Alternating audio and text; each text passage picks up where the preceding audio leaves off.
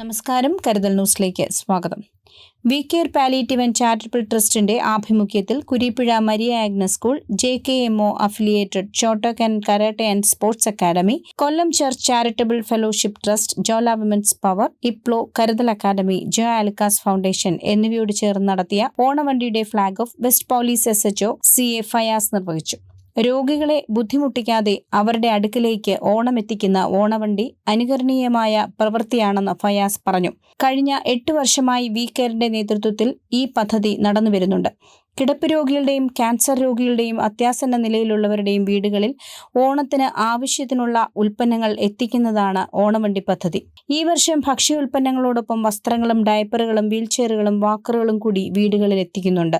Flag off ചടങ്ങിന് V care palliative chairman George Xavier Valiyaveedu അധ്യക്ഷത വഹിച്ചു. ഇത് 8ാം വർഷമാണ് ഈ കിടപ്പ് രോഗികൾക്കും ക്യാൻസർ പേഷ്യൻസ്, അതോടൊപ്പം തന്നെ അത്രയ്ക്ക് അർഹതപ്പെട്ട ജോലി ചെയ്യാൻ പറ്റാത്ത രോഗികളുള്ള ഭവനങ്ങളിലേക്ക് നമ്മൾ എന്താ പറയുന്ന അരി, പലവ്യഞ്ജനം, പായസക്കൂട്ട് തുടങ്ങി എല്ലാ ഐറ്റംസും, അതിനോടൊപ്പം ഈ പ്രാവശ്യം നമ്മൾ കുറച്ച് വസ്ത്രങ്ങൾ കൊണ്ടുപോകുന്നുണ്ട്, നൈറ്റികൾ കൊണ്ടുപോകുന്നുണ്ട്.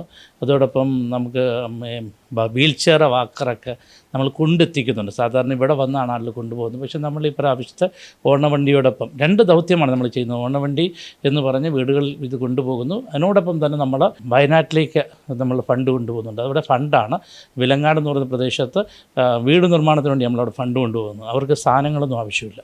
ഈ 2 ദൗത്യം ഉള്ളതുകൊണ്ടാണ് ഇങ്ങനെ ഒരു ഫംഗ്ഷൻ ആയി മാറിയത്.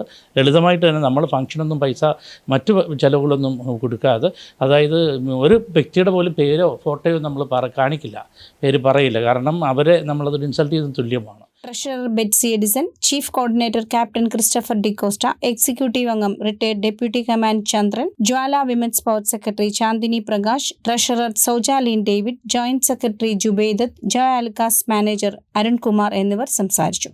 കരുതൽ ന്യൂസ്, കൊല്ലം.